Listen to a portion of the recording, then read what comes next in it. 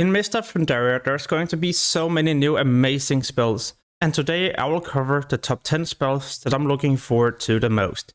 In the future, I'll also release other videos about all the different class changes and many other things, so stay tuned for those. Alright, so the first class I will cover is the Death Knight.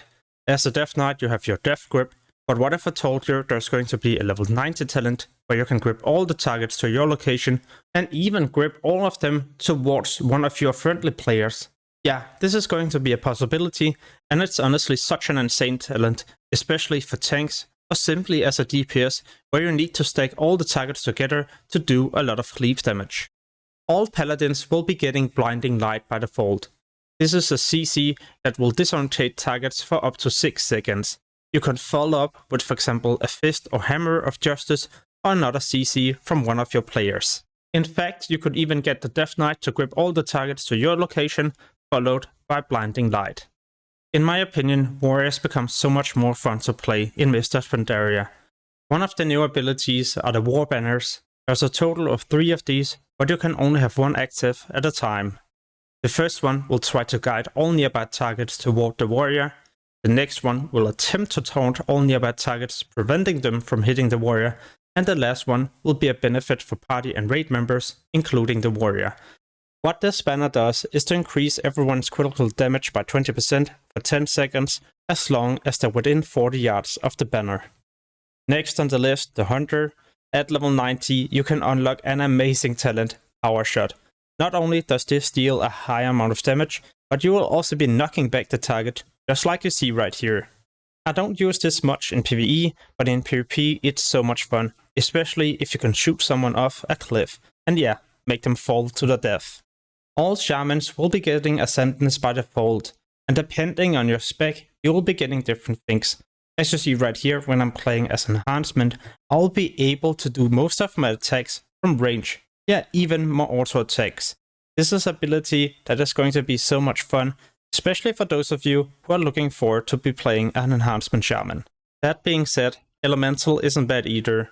When you Ascendance, you will no longer have a cooldown on your lava burst, which makes you able to do a huge amount of damage in next to no time. As Resto, your healing spells are duplicated and distributed evenly among nearby allies.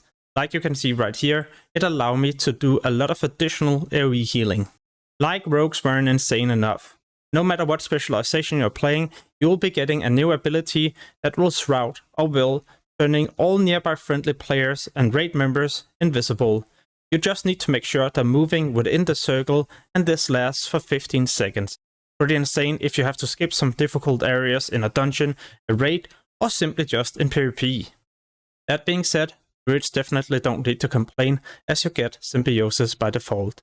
A spell you can cast on a friendly target, and once this has been done, you and the target will receive a new spell. The new spell you and your target receives all depends on your own specialization, but also the target specialization.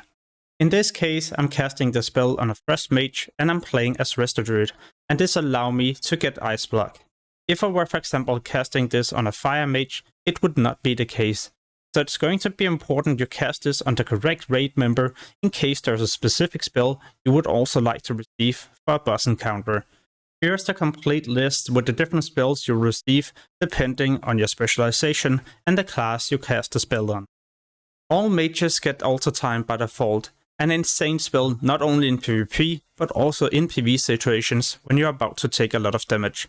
You can then activate the spell and for the next 6 seconds take a lot of damage and be returned, or will simply go back to the exact same location, amount of mana and health, and even the buffs you had the moment you activated Alter Time. This is such a fun spell. One class I can't wait to cover in all the different class changes videos is going to be the Priest, as you get so many new spells and also amazing talents. One spell I would like to highlight in this video is going to be Angelic Feather. Feathers you can drop on the ground to either increase your own or party and raid members' movement speed as long as they move towards the feather's location. And for someone who likes to PvP as a priest, well, then you should be looking forward to play this class in Mist of Pandaria. When I'm raiding, there's usually one class that brings a nice utility to the raid, and it's going to be the Warlock with that demonic gateway. Everyone can use the gateway to travel from one destination to another one, to either prevent a lot of damage taken or maybe even falling to your own death. I believe this is also why I really enjoy Mr. Pandaria over Cataclysm, as every class gets something unique that will help you in PvP and PvE situations, help the whole raid, so you can do encounters in many different ways.